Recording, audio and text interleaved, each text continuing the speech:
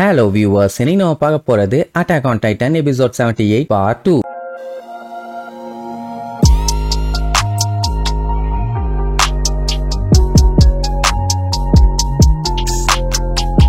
Open பண்ணா போன பாட்டுல எரனோட கழுத்தை பார்த்து கரெக்டா எய்ம் வச்சு கேபி ஒரே சூடா சுட்டு தள்ளனால தலை தனியா கழுந்துருச்சு. அதுல எந்த ஒரு சந்தேகமும் இல்ல. அப்ப அப்படியே பிளாஷ்பேக்க காட்டுறாங்க. அதான் எரனும் ஜீக்கும் மீட் பண்ணி பேசிட்டாங்களே அந்த டைம். எலனா உங்ககிட்ட ஆல்ரெடி எல்லாத்தையுமே சொல்லியிருப்பா. அதைத்தான் நான் பண்ண போறேன். இந்த எல்டியனோட கருணை கொலை பிளானுக்கு உனக்கு ஓகே தானா? நீ எனக்கு சப்போர்ட் பண்ணுவியா எரனு அப்படின்னு கேட்ட உடனே 4 வருஷத்துக்கு முன்னாடி எனக்கு நம்ம அப்பாவோட மெமரிஸ் எல்லாமே ஓபன் ஆச்சு. அதுலயும் மெயினா எப்ப அந்த ராயல் ஃபேமிலி அவர் போட்டு தள்ளினாரு அப்படிங்கறது. சின்ன குழந்தைங்க கூட பார்க்காம ராயல் ஃபேமிலிஸ் எல்லாத்தையுமே கையாலேயே நசுக்கி கொண்டிருக்காரு. சொல்ல போனா அதை நானே பண்ண மாதிரி ஒரு ஃபீலிங். இப்ப மட்டும் அவங்க எல்லாம் உயிரோட இருந்திருந்தாங்கன்னா ஃபவுண்டிங் டைட்டனை திருப்பி இவங்க கிட்ட இருந்து எடுக்க விட்டுருக்க மாட்டாங்க. அதுக்கப்புறம் நடக்க போற வார்ல செவுத்துக்குள்ள இருக்கவங்க எல்லாருமே செத்து போயிருப்பாங்க. சோ அந்த குழந்தைங்க அன்னைக்கு இறந்ததுனால தான் இன்னைக்கு நம்ம உயிரோட இருக்கோம். அப்படின்னா நீ அப்பா சொன்னதெல்லாம் நம்புறியான்னு ஜீக்கு கேட்பான். அப்பெல்லாம் கிடையாது. இப்போ எல்டியன்ஸ் மட்டும் பிறக்காம இருந்திருந்தாங்கன்னா அவங்க இந்த மாதிரி கஷ்டப்பட்டிருக்கணும்னு அவசியமே இல்ல. தேவையில்லாம நம்ம பிளான்ல சாகணும்னு கூட அவசியம் இல்ல. சோ இது எல்லாத்தையுமே சரி பண்றதுக்கு ஒரே ஒரு வழி இருக்குதுன்னா அவங்க யாருமே இந்த உலகத்துல பிறக்காம இருக்கிறது மட்டும்தான். அதனால உன்னோட பிளான் எனக்கு ஓகே ஜீக்கு, நான் இத பண்றேன். 2000 வருஷமா நடந்துகிட்டு இருக்க இந்த ஒரு கொடுமையை நான் நிப்பாட்டுறேன். என்னால முன்னேறி போக முடியும் அப்படின்ட்டு அவன் அண்ணனுக்கு வாக்கு கொடுத்திருப்பான். உடனே அவங்க அண்ணனுக்கும் அவ்வளவு சந்தோஷம். பரவாயில்ல நம்ம பையன் நம்மள புரிஞ்சுக்கிட்டான்னு. அது மட்டும் இல்லாம ஹேண்ட் ஷேக் பண்ண முடியாதுன்னு சொல்லிதான் அந்த பாலை கையில கொடுத்திருப்பான். ஆனா என்ன அதை தூக்கி வீசி இருப்பானா கீழே வந்துரும். இந்த ஹாஸ்பிட்டல் லைஃப் என்னைய ரொம்பவும் சோம்பேறியாக்கிருச்சுன்ட்டு கீழே வந்த பாலை போய் எடுப்பான். அப்படியே கட் பண்ணி இப்ப பிரசன்ட்ல காட்டுறாங்க. ஜீக் எல்லாத்தையும் டைட்டனா மாத்தி விட்டான்ல, அதுங்க சோல்ஜர்ஸ் எல்லாத்தையுமே எடுத்து கருக்கு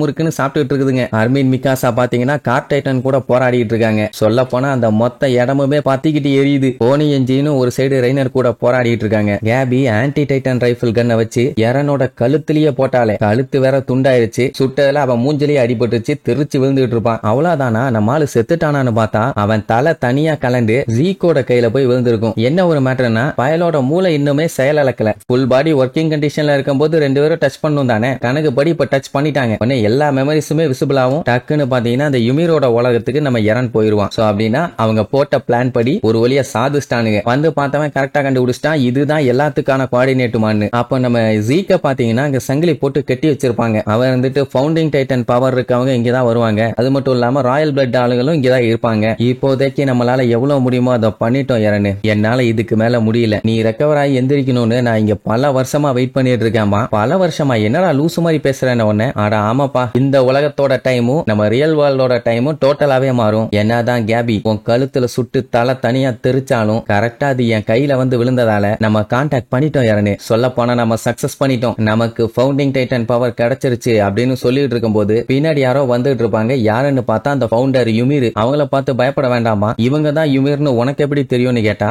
இந்த இடத்துல யுமிரை தவிர வேற யாரு சுத்திட்டு இருக்க முடியும். ஒரு டைம் நான் அடிபட்டு சிக்கி சின்ன பின்னமாய் இங்க வந்தப்போ இவங்க தான் என்னோட பாடியை பழையபடி சரி பண்ணி உயிர் கொடுத்து லைஃப கொண்டு வந்தாங்க. அதுவும் பூமியில. சொல்ல போனா இங்க தான் இவங்க டைட்டன்ஸ் எல்லாத்தையுமே உருவாக்குறாங்க போல. இத சொன்ன உடனே நம்மளுக்கு ஷாக்கு. அப்படின்னா இவ மட்டும் தன்னந்தனியாவா இங்க சுத்திட்டு இருக்கா, வேற யாருமே இல்லையான்னு கேட்டா ஆமா. இப்ப நம்ம பண்ண வேண்டிய வேலை ஃபவுண்டர் யுமிருக்கு கமாண்ட் கொடுக்கணும். இந்த டைம் நம்ம ட்ரீமை ஃபுல்ஃபில் பண்ணணும் எரனு. நம்ம போட்ட பிளானை எப்படியாச்சும் சாதிக்கணுமா. ஆமா உன்னை எதுக்குடா சங்கிலி போட்டு கட்டி வச்சிருக்குன்னு கேட்டா பரவாயில்லையே இவ்வளவு நேரம் கழிச்சு நோட்டீஸ் பண்ணிட்டியே. என்னோட ஃப்ரீடத்தை தடுத்து வச்சிருக்காங்க. எனக்கு தெரிஞ்சு இந்த இடத்துல உன்னால மட்டும்தான் மூவ் பண்ண முடியும். சொல்ல போனா ஃபவுண்டர் யுமிருக்கு உன்னால மட்டும்தான் கமெண்ட் கொடுக்க முடியும். அப்பந்தான் சேவர் அண்ட் உன்னோட ட்ரீமை ஃபுல்ஃபில் பண்ணி இந்த உலகத்தை காப்பாத்த முடியும் எரனு. கமான் எரனு அப்படிங்கும் போது நம்மால அப்படியே கூட்டுட்டு இருப்பான். சொல்லு அவகிட்ட சொல்லு எல்டியன்ஸுக்கு குழந்தையே பிறக்க கூடாது, அதுவும் அவங்க சாகுற வரைக்கும் அப்படிங்கிற விஷயத்த சொல்லு. அதுக்கப்புறம் வேணா ரம்பிளிங்க வச்சு நம்ம மிலிட்டரி ஆளுங்க எல்லாத்தையுமே காலி பண்ணிக்கலாம் அப்படின்னு சொன்ன உடனே நம்மளோட டோன் அப்படியே மாறி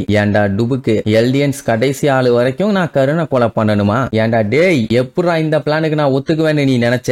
அப்பதான் நம்மால் டோட்டலாவே மாறுவான் அப்படின்னு அர்மின் கெஸ் பண்ணது கரெக்ட். கூடவே இருந்து இவன் என்னென்னலாம் பண்றான் அப்படிங்கறத பார்த்து தடுத்து இவன் அதை சரி பண்ணலான்னு பிளான் பண்ணியிருக்கான். கூட ஆளுகளை வச்சுட்டா அவங்களுக்கு ஆபத்துங்கிறதுனால தான் விட்டுட்டான் போல. என்ன மன்னிச்சிருடா அண்ணா, இவ்வளவு நாளா நான் உன்னை ஏமாத்திட்டு இருந்தேன். என்னோட பிளானே இது கிடையாதுன்ட்டு நேரா யுமிர்ட்ட போவான். அந்த ஜீக்கு உட்கார்ந்து கதறி கதறி அழுவான். எல்டியன்ஸ் எல்லாம் உயிரோட இருக்கிற வரைக்கும் இந்த உலகம் நரகமா தான் மாறும். இதுக்கு முடிவுன்னு ஒண்ணு கிடையவே கிடையவே கிடையாது. அதுக்கப்புறம் ரத்தம் சிந்தறத யாராலையும் தடுக்க முடியாது எரனு. இது திருப்பி திருப்பி நடந்துகிட்டே இருக்கும். சொன்னா கேளு எரனு, எனக்கு ஹெல்ப் பண்ணு அப்படின்னா நான் இந்த உலகத்துல பிறந்திருக்கேன், என்னால இந்த தப்ப பண்ண முடியாது அப்படின்ட்டு நம்மால நேரா யுமிர்ட்ட போய் பவுண்டர் யுமிர் உன்னோட பவர் எனக்கு கொடுங்க அப்படின்ட்டு கேட்டா அவ கண்டுக்காம நேரா ஜீக்கு கிட்ட போவா. அப்ப அழுது புலம்பிக்கிட்டு இருந்த ஜீக்கு, நான் நினைச்சேன் எரனு, நான் இப்படித்தான் நீ பண்ணுவேன்னு நினைச்சேன். ஃபாதர் உன்னை பயங்கரமா பிரெயின் வாஷ் பண்ணியிருக்காரு, மறுபடியும் அவர் பண்ண அதே தப்பதான் நீயும் பண்ற அப்படின்னு காட்டு கத்துக்கிட்டு இருப்பான். யுமிர் பாத்தீங்கன்னா நேரா அவன் முன்னாடி வந்து உட்காருவான். நீ எந்திரிக்கிறதுக்கு முன்னாடி தான் நான் நிறைய விஷயத்த தெரிஞ்சுக்கிட்டேன். இந்த யுமிர் இருக்கால, இவளால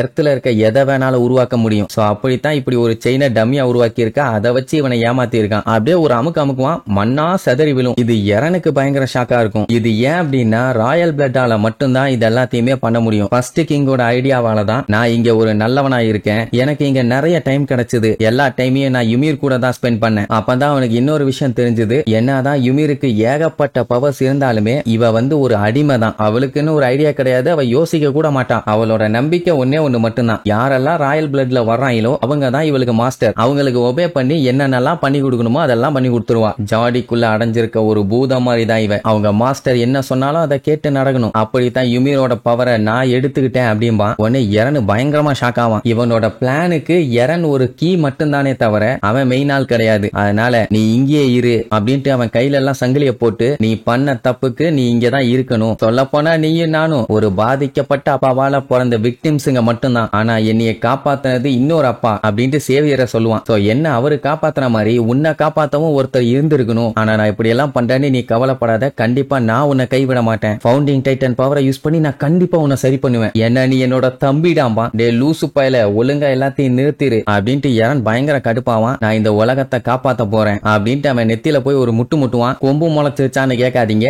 அந்த ஃபவுண்டிங் டைட்டன் பவர் கம்ப்ளீட்டா ஆக்டிவேட் ஆயிருச்சு. இனி இதுக்கப்புறம் நடக்க போற கோர சம்பவங்கள் என்னென்னு அடுத்தடுத்த எபிசோட்ல பார்க்கலாம். டாடா.